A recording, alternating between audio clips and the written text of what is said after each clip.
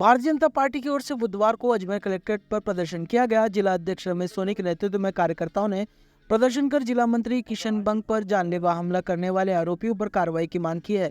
भाजपा में प्रदर्शन कर एसपी चुनाराम जाट को ज्ञापन सौंपा है। अजमेर शहर भाजपा जिला अध्यक्ष रमेश सोनी ने बताया कि 4 दिसंबर 2023 को रात्रि में भाजपा जिला मंत्री किशन बंग के परिवार सहित एक शादी में समारोह से लौट रहे थे। अग्रसेन सर्किल के पास उनके परिवार पर बिना नंबर प्लेट की गाड़ी में सवार मुकेश जाट, सुरेश और रतन जाट सहित अन्य लोगों के द्वारा उनकी गाड़ी को रोककर तोड़फोड़ की गई। सोनी ने बताया कि तोड़फोड़ करने के साथ ही उन पर जानलेवा हमला भी किया गया, जिसकी शिकायत मजिदगंज थाने में दी गई। सोनी ने बताया कि सभी आरोपी नशे में धुत थे और उसमें एक आरोपी पुलिस सेवा में कार्यरत भी है, जिसने अपने साथियों सहित जिला मंत्री और उनके परिवार पर हमला कर दिया था।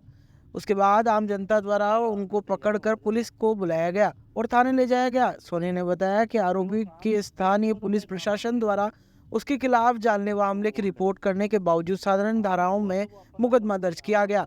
उनके खिलाफ कोई सख्त कार्रवाई नहीं की गई। सोनी ने आरोप लगाया कि पुलिस सेवा में कार्य होने के कारण वो अपने प्रभाव का इस्तेमाल कर डराने धमकाने की कोशिश कर रहा है। जिला मंत्री सहित अनेक परिवार को भविष्य में जान माल का खतरा बना रहने की पूरी संभावना है। सभी भाजपा कार्यकर्ताओं ने एसपी चुनाराम जाट को ज्ञापन देकर मामले में सख्त कार्रवाई की मांग की है। आज माननीय पुलिस अधीक्षक महोदय से हम मिलने आए हैं। विगत 2 दिन पूर्व हमारे भारतीय जनता पार्टी के जिला मंत्री जो कि किशनगढ़ में निवास करते हैं, श्री किशन जी बंग, और वो अपने एक शादी समारोह स्थल से जब लौट रहे थे तो उनकी गाड़ी रोक करके कुछ लोगों ने उनके और उनके परिवार पर हमला किया, उनको जान से मारने का प्रयास किया, उनकी गाड़ी को क्षतिग्रस्त किया। हमारे जिला मंत्री द्वारा पीछा करने पर ओसवाली मोहल्ले में उनको जब वहां पर पब्लिक के माध्यम से दबोचा गया तो जानकारी में आया कि उनमें से जो हमलावर थे उसमें से एक हमलावर शराब के नशे में धुत था और वो पुलिस का सिपाही था। और जब उनको उठा करके वहां से पुलिस थाने ले जाया गया तो रात को वहां पर पुलिस के संरक्षण में जिस प्रकार से उनको रियायत दी गई, उनको पीने के लिए बीड़ियां दी गई और उसके बाद अगले दिन उनको जमानत पर रिहा कर दिया गया, तो निश्चित रूप से बड़ा एक संकेत है कि जिस प्रकार से कांग्रेस की हमारी जो पूर्ववर्ती सरकार थी उनके शासन में जिस प्रकार से ये अपराधियों को पोषण मिला, संरक्षण मिला, उसी के बदौलत आज इनके इतने हौसले बुलंद हो गए। और सबसे बढ़िया सवाल चिन्ह इस पुलिस विभाग पर उठा कि एक पुलिस का कर्मचारी इस हमले में था। और आज हम पूरा शिष्टमंडल भारतीय जनता पार्टी का माननीय एसपी साहब से मिले हैं। एसपी साहब से मिलकर के हमने मांग की है कि ऐसे पुलिसकर्मी को तुरंत प्रभाव से सस्पेंड किया जाए, जिसकी वजह से न केवल सरकार पर बल्कि पुलिस विभाग पर भी एक बड़ा प्रश्न चिन्ह लगा है। और साथ ही जो गाड़ी उसके अंदर बिना नंबर की प्रयोग की गई थी उस गाड़ी नंबर को भी जब्त किया जाए। और जो मुकदमा दर्ज किया गया अभी तक केवल 323 और 324 में मुकदमा दर्ज किया गया, जबकि ये सीधा 307 का मामला था। उस 307 धारा को उसमें जोड़ते हुए और इन दोषियों पर कठोर से कठोर कार्रवाई की जाए ताकि एक संदेश समाज में जाए। और निश्चित रूप से अब तक जो हुआ इस विगत सरकार के अंदर, लेकिन अब चूंकि भारतीय जनता पार्टी की शासन है, भारतीय जनता पार्टी की सरकार है, अब किसी भी प्रकार से इस तरह के अपराधियों को बख्शा नहीं जाएगा और उनके खिलाफ सख्त से सख्त कार्रवाई की जा करके समाज में एक संदेश दिया जाएगा। आज पूरा शिष्टमंडल हमारा माननीय एसपी साहब से मिला और एसपी साहब ने इस बात का आश्वासन भी हमको दिया है कि आज ही उसके खिलाफ कार्रवाई करते हुए उसको सस्पेंड किया जाएगा और जो गाड़ी उस पर प्रयुक्त की गई थी हमले के अंदर उसको जब्त किया जाएगा।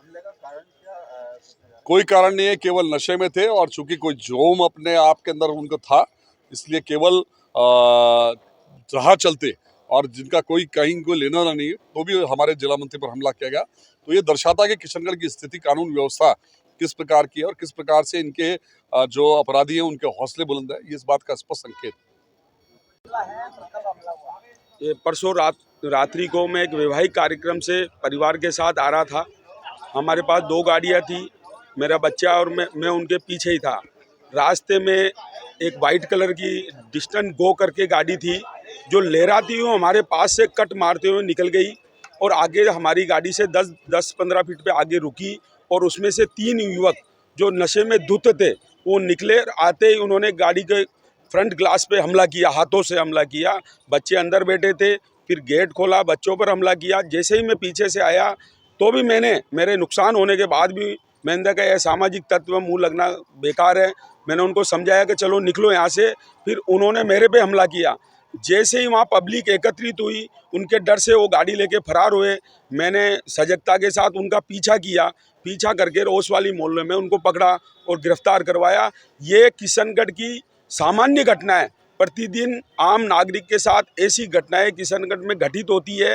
ये कोई टारगेटेड घटना नहीं थी, लेकिन मैंने पहल करी, मैंने हिम्मत करी और ये घटना उजागर हो गई। किशनगढ़ की कानून व्यवस्था इतनी चरमरा गई है।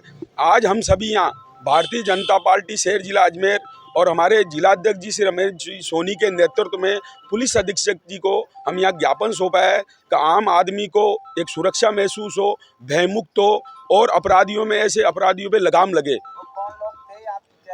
कोई नहीं, कोई मैं व्यक्तिगत रूप से उनसे परिचित नहीं हूँ। मैं पहली दफ़ा उनकी शक्ल देखी, जब ये मामला उजागर हुआ, उनके नाम सामने आए तो हमको पता लगा। उसमें ये जानकारी मिली कि एक उसमें पुलिस कांस्टेबल भी शामिल था जो जनता की सेवा और सुरक्षा की रक्षा और सुरक्षा की शपथ लेते हैं। अगर वही ऐसे अपराधों में संलिप्त हो गए तो आप समझिए कि आम जनता के साथ क्या होगा। आपने कहीं रिपोर्ट भी दी थी? बिल्कुल, मदनगंज थाने में रिपोर्ट दी गई है, FIR दर्ज कराई गई है और हमारे बयान भी दर्ज हुए हैं। ऐसी जानकारी मिली, कल शाम को उनको जमानत मिल गई है। और जो हमले में जो गाड़ी थी, जो बिना नंबर की गाड़ी थी, हमने उनसे आग्रह किया 10 दफ़े का उस गाड़ी को भी लेके आओ, लेकिन आज दिन तक हमारी सुनवाई नहीं हुई है। किशन बंग, जिला मंत्री, भारतीय जनता पार्टी शहर जिला अजमेर। धन्यवाद।